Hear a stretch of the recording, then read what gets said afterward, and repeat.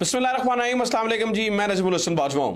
नाज़रीन किराम, अब से कुछ देर पहले मेजर जनरल अहमद शरीफ की बतौर DGISPR पहली प्रेस कॉन्फ्रेंस खत्म हुई है। यह प्रेस कॉन्फ्रेंस तकरीबन 71 मिनट पर मुश्तमिल थी। इस प्रेस कॉन्फ्रेंस में बहुत अहम बातें हुई हैं। बड़ी तहलका खेज प्रेस कॉन्फ्रेंस थी। बहुत सारे पैगामात गए हैं। बिलखसूस 4 जगहों के ऊपर डायरेक्टली इमरान खान को पैगाम पहुंचाया गया है या दिया गया है। इस पूरी प्रेस कॉन्फ्रेंस के अंदर 5 फिक्रे, नाज़रीन किराम, 5 फिक्रे ऐसे थे जिन फिक्रों को मेजर जनरल अहमद के इन 5 फिक्रों को सुनने के बाद वज़ीर-ए-आज़म हाउस के अंदर इस वक्त सुना है गड़बड़ चल रही है। सुना है कि वहां पर मामलात खराब हो रहे हैं। सुना है कि वहां पर चीखों की आवाजें भी आ रही हैं। इस प्रेस कॉन्फ्रेंस को सुनने के लिए बड़ी स्क्रीनों का इंतजाम था, यानी कि ऑब्वियसली आपको पता है कि वज़ीर-ए-आज़म हाउस के अंदर ऑलरेडी इसका इंतजाम होता है। स्क्रीनें लगी हुई थी। इस प्रेस कॉन्फ्रेंस को बड़े गौर से सुना गया है और बड़ी स्क्रीन पर सुनते हुए इस प्रेस कॉन्फ्रेंस के बाद 2 इजलास हंगामी तौर पर बुलाए गए हैं। वज़ीर-ए-आज़म हाउस से 2 इजलासों की खबर है। 2 इजलास बुलाए गए हैं। तो इस प्रेस कॉन्फ्रेंस में ऐसा क्या था, इमरान खान को क्या पैगाम पहुंचाया गया और 5 वो फिक्रे कौन से थे? वो 5 फिक्रे कौन से थे जिनके बाद जो है ना वो हुकूमत सटपटाई हुई है, घबराई हुई है, परेशान है कि अब क्या करें। अच्छा, इस प्रेस कॉन्फ्रेंस को डिटेल में डिस्कस करने से पहले ना मैं 2 चीज़ें आपके सामने रखना चाहता हूँ।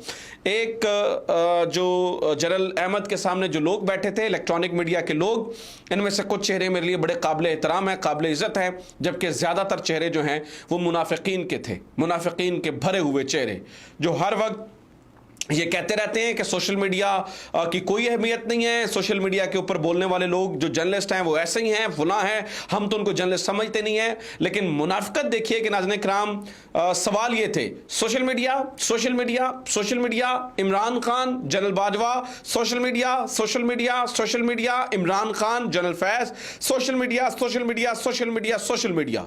मतलब मुनाफिकत की हद है कि अगर आपके लिए सोशल मीडिया इतना इंपॉर्टेंट नहीं है और सोशल मीडिया पर बैठे हुए जर्नलिस्ट आपके लिए क्रेडिबल नहीं है, तो मैं उन मुनाफिकीन को क्या कहूं। मैं सॉरी, सख्त लफ्ज इस्तेमाल कर रहा हूं। मैंने कहा कि उसमें से कुछ चेहरे मेरे लिए काबिल एहतराम हैं, मैं उनकी बड़ी इज्जत करता हूं, लेकिन ज्यादातर चेहरे नाज़रीन किराम बड़े ही जो है ना वो मुनाफिकत से भरे हुए सवाल थे। मतलब आप देखिए कि कुछ इस तरह के सवाल किए गए, जैसे कि अब मैं नाम लेना चाहूंगा। मंसूर साहब ने सवाल किया।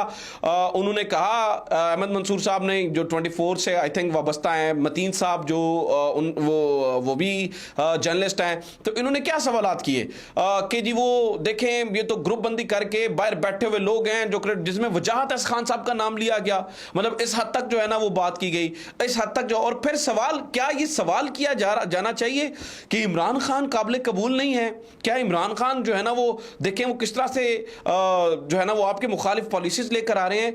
आप टाउट हैं या आप सहाफ़ी हैं? मतलब मैं हैरान हूं कि आप टाउट हैं या सहाफ़ी हैं और आप एक मेजर जनरल लेवल के बंदे से कैसे सवाल कर रहे हैं।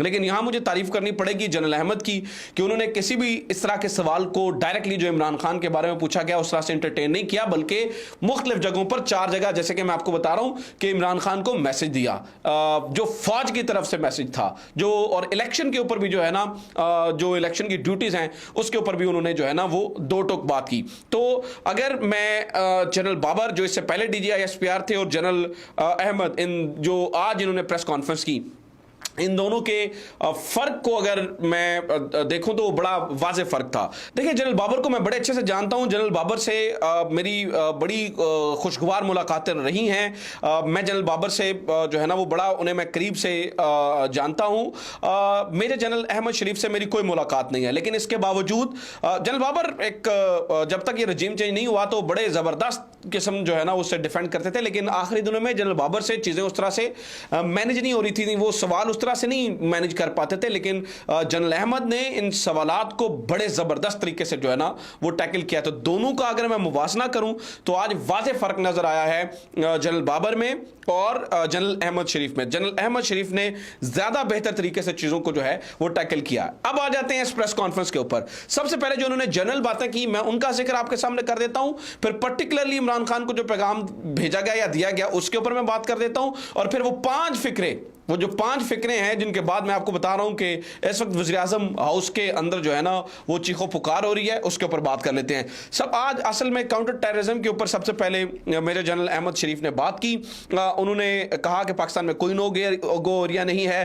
पंजाब में दहशतगर्दी के 5 वाक़यात हुए। इस साल 8,279 के करीब इंटेलिजेंस बेस्ड ऑपरेशन किए गए। 2021 के बाद लाइन ऑफ कंट्रोल पर जो है ना वो वाक़यात कम हुए। फिर उन्होंने गुलजार इमाम शंबे को गिरफ्तार जो किया उसके ऊपर बात की। और उन्होंने जो है ना वो जो अफगानिस्तान के साथ बॉर्डर पे फेंसिंग है उसके ऊपर बात की और बहुत सारी बातें इस तरह से की।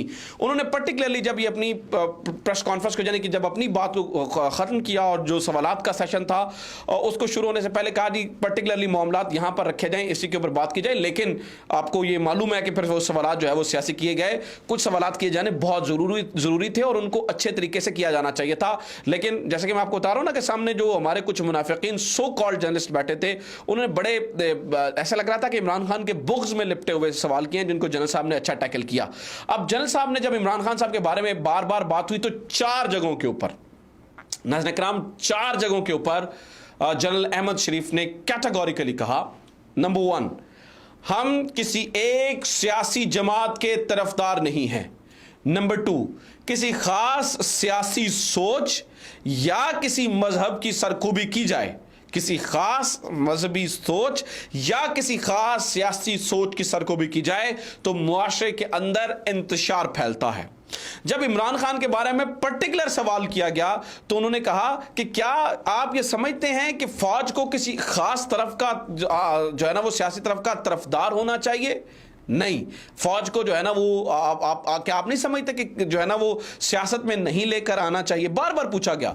और जब फिर ये पूछा गया कि आप सोशल मीडिया के उन लोगों के खिलाफ क्रैकडाउन क्यों नहीं करते, मतलब मैं बता रहा हूं ना कि ये ऐसे मुझे अफसोस हुआ कुछ लोगों को देखकर कि जैसे कि वो ये चाह रहे थे कि उठा लिया जाए रातों रात उन लोगों को जो सोशल मीडिया के ऊपर बोलते हैं और उन्हें जो है ना वो टॉर्चर किया जाए और उस तरह की मतलब उनकी बातों से इस तरह की जो है ना वो स्मेल आ रही थी वो जो सामने हमारे सो कॉल्ड जर्नलिस्ट बैठे थे। लेकिन इसके जवाब में जनरल बाबर ने मैं बता रहा हूं कि बार बार ये कहा कि हम जो है ना वो कानून के तहत चलने के लिए हम करेंगे। हम ये नहीं चाहते कि हम तुर्की बतुर्की जवाब देकर एक लाहासिल बहस में अफवाज पाकिस्तान को जो है ना वो ले जाएं, हम ये नहीं चाहते हैं। तो एक तो ये है कि बार बार आज बड़ा वाज़ेह पैगाम 4 दफा 4 मौकों पर इमरान खान को दिया गया है कि हम किसी सियासी सोच के तरफदार नहीं हैं, हम किसी और फिर यह भी कहा गया एक मौके के ऊपर कि तमाम सियासतदान इंक्लूडिंग इमरान खान मीन्स ऐसा नहीं है कि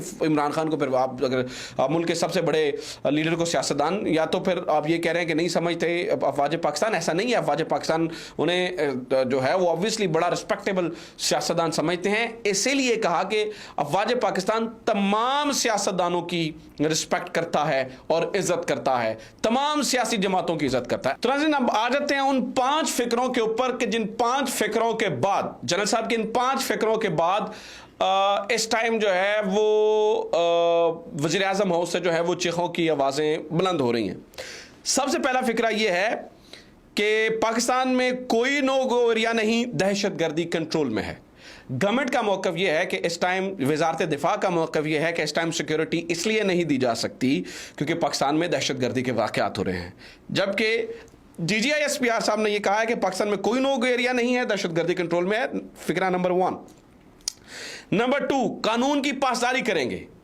हम आर्टिकल 245 के तहत इलेक्शन ड्यूटी के लिए वफाकी हुकूमत के पाबंद हैं, यानी कि अगर वफाकी हुकूमत हमें इलेक्शन ड्यूटी के लिए बुलाती है आर्टिकल 245 के तहत तो हम पाबंद हैं, ऑप्शन नहीं है, हम पाबंद हैं इलेक्शन ड्यूटी करने के लिए।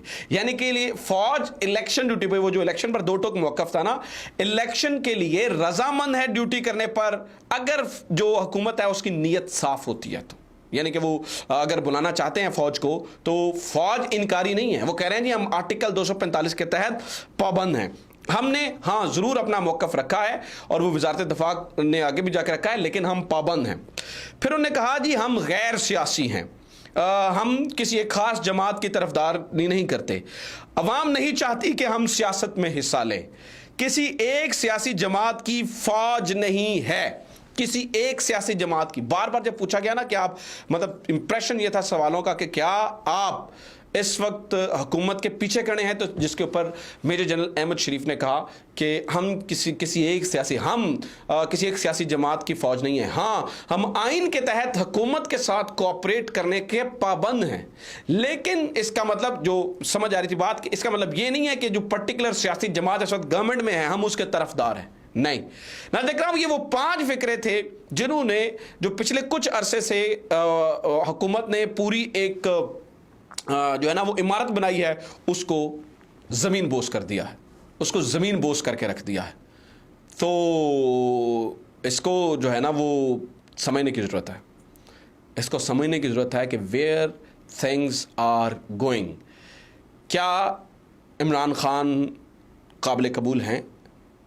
आज की गुफ्तगू से तो लग रहा है कि यस वो काबिल कबूल हैं। अब ये ज़रूर किया जा सकता है कि कहने की हद तक और प्रैक्टिकली कितना फ़र्क है, क्योंकि बहुत सारे लोग ये सवाल कर रहे हैं और कह रहे हैं कि कहा कुछ और गया है और प्रैक्टिकली कुछ और है।